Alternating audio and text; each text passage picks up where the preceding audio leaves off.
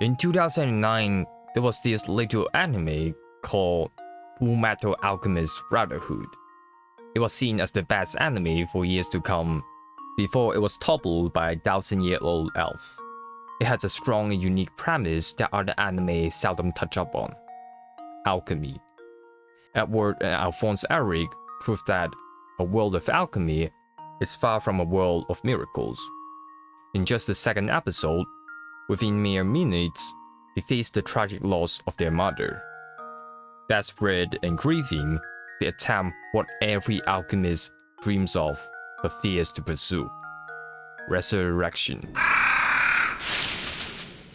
Or to be precise, human transmutation. To think that a craft like this could be pulled off by kids is an understatement, and they learn it the hard way. What they have summoned is a pile of meat, a pile of things, a dismembered figure of a lovely mother, a perfect image for their fragmented hearts. If there's one lesson that we can learn from, that would be never rescue the dead. So, can someone explain to me why Steins is ranked third?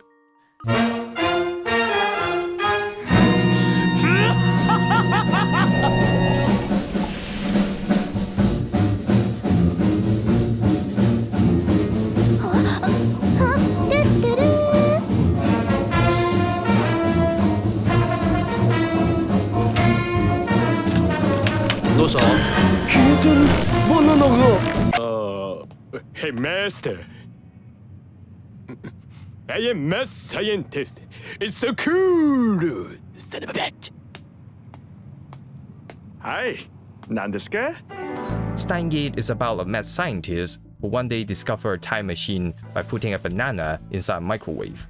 So the organization, CERN, yes, the one with Large Hadron Collider, sent someone to assassinate him. How did all this happen is beyond the scope of this video. What I want to focus on is the actions of Okabe, the mad scientist. He uses his time machine numerous times in the story to save his friends. He's constantly trying to bring someone back to life. Another attempt from another world that tries to bring an end to end death itself. Only this time, it is science, not alchemy. A more tenable contender to cheat death, if we can forget the fact that he's trying to change time and space. So as someone who watches anime, someone who is in this circle, I must ask, have we not learned our lesson? Have we not witnessed the havoc of bringing back someone? How is it possible for both anime to rank so high with such high regard when they both tell a different story? This is exactly what I have been thinking these past few months. What does it really mean to time travel? What desire lingers in death and time? To answer this question, perhaps we should look at those who can time travel in real life. The time-traveling hipster is a man who was captured on camera in 1941. His modern-day outfit ran at odds with his surroundings, leading many to believe he is a time traveler. I, of course, do not believe in urban legend like this. There's plenty of information discussing debunking time travel urban legends. It's not my point of contention to prove whether or not they are real. It is, however, possible to see the desire of our mind through these urban legends. True legends always reflect humanity's deepest desire. Otherwise, they would never have been retold. And with a few Google searches, the key to making a popular time travel legend reveals itself.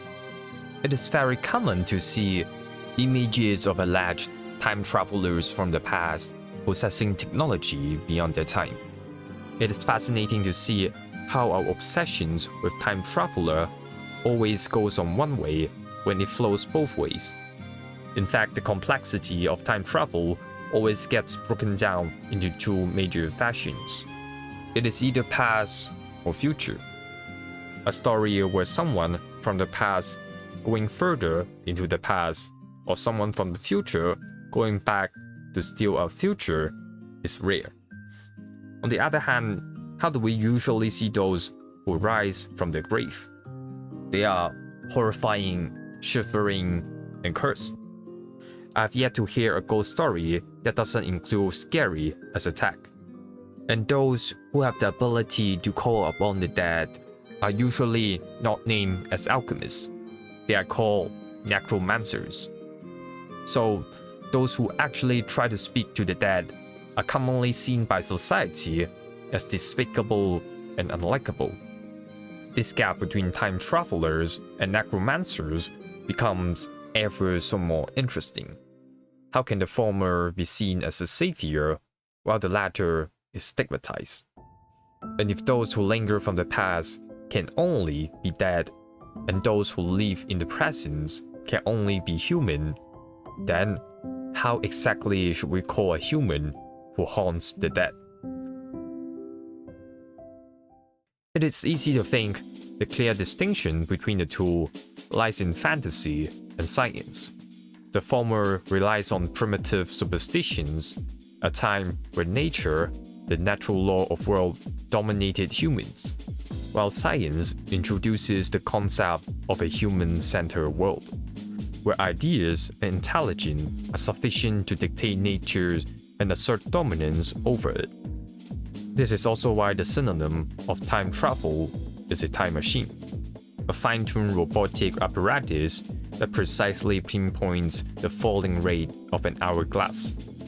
The battle between fantasy and science is undoubtedly a conventional way to see it.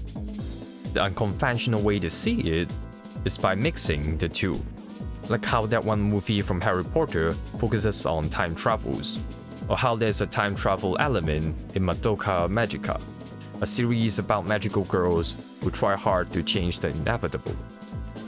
But I think the most intriguing one is actually Your Name. Here we can see time travel is clearly linked to superstitions and the supernatural world, a clear reference to Japan's own real-life tradition. The goal of Taki is just like many other time travel stories. It tries to rescue the dead, but the tonality of the film is not heavy. There's a really obvious undertone of innocence and sweetness to the story, a story of love. Your Name doesn't demonize the use of sorcery, wizardry, witchcraft, or whatever you call it. On the contrary, the use of science to beckon the long forgotten will not exempt you from a terrible disaster. It is hard to say if the Jurassic Park is a zoo that exhibits ancient relics or a museum that breeds dangerous species. But I think one thing is for sure, even non-human should stay dead.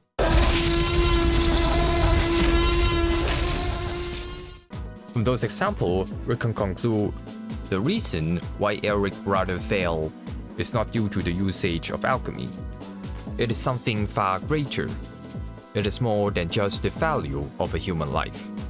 It is related to the omissions to include the will of the dead and the will of others who knew the dead.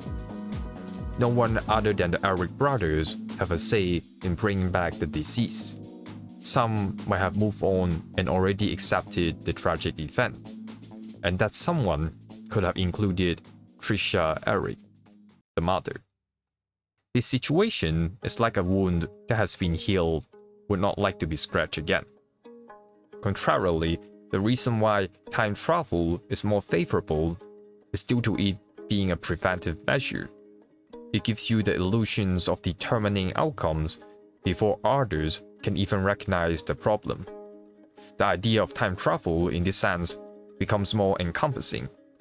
It creates a paradigm shift in storytelling. Traditionally, resurrections could only salvage the mind and the body. But with the use of time travel, it could bring back the tangible and time, a more advanced ritual, one that lets time be relieved so that space can be changed. To be more exact, a ritual that refines time is a ritual that resurrects space. Everything can be back to life if your destination is the past. And those who have this kind of power are usually the main characters. 99% of the time, only the main protagonists have the ability to do time travel. In the meantime, those who come back to life are usually supporting characters or antagonists. This gives off the impression that restoring lives is wrong, not because it is a taboo, but because I am not the one who is directly involved. But when I am using my freedom to save someone, then it is a just cause.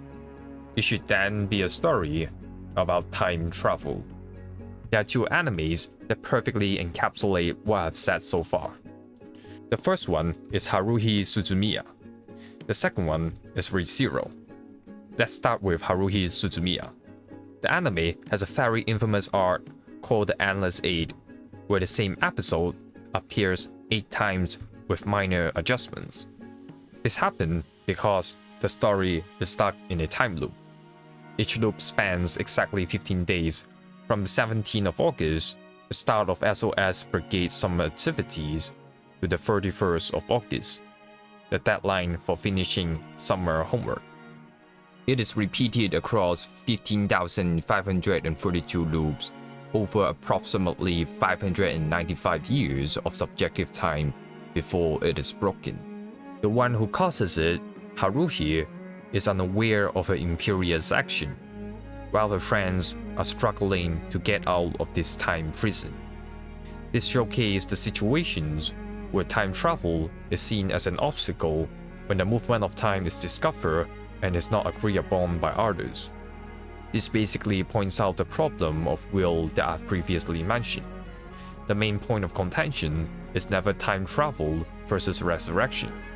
The focus has always been the will of each individual. And when it comes to Re:Zero, the story makes sure that Subaru can always use his time travel ability to save characters. The ultimate goal is in fact making sure that no one can truly get harmed by the villains. This premise becomes a bit of a double standard when season 3 of the anime is aired, because just so happens, one of the villains has the ability to revive the dead. This displays the intriguing dichotomy between me versus the others, time travel versus necromancy. When I can dictate the fate of others, it is righteous and commendable. That's why my ability is time travel. But when others come back to life, it is immoral and sickening, which is why it can only originate from necromancies, a manipulative force used by the villains. This is also why when the dead face death again, they have no regret. They are willing and welcoming to the liberations or annihilations. A sharp contrast from those whom Subaru is trying to save. After all these talks about time travel versus corpse calling, there's still one clear similarity between them. They are both abilities that you should not use if you want to have a good life. In Fullmetal Alchemist, the Eric brothers learned this lesson through the horrifying experience. Whereas in Steins, the ultimate good end is where Okabe no longer needs to use the time machine. They are both abilities that works like an addiction. This makes me think of the movie Groundhog Day. In that movie, Phil Connors is unwillingly set to live the same day over and over. He learns a lot of life lessons through this experience. And in one of the lessons, he learns that it is natural for people to die. It is normal to think time travel gives us the power to rectify every mistake. But no matter how hard Phil tries, he just can't save an old man. No amount of caring or medical care can change his fate. What's more, in order for him to break his curse of constant time loop, he needs to have genuine care and love for his life. Only by truly finding what you love can the curse be lifted. Thus, a life that is worth living is not a life that you can constantly revisit. It is a life that you love so much, you don't even need to revisit in order to move on. So, have we actually learned our lesson? Witchcraft or technology, whatever you name it, it doesn't matter. If one wishes to obtain something, something of equal value must be given. For what could equal the value of a human soul?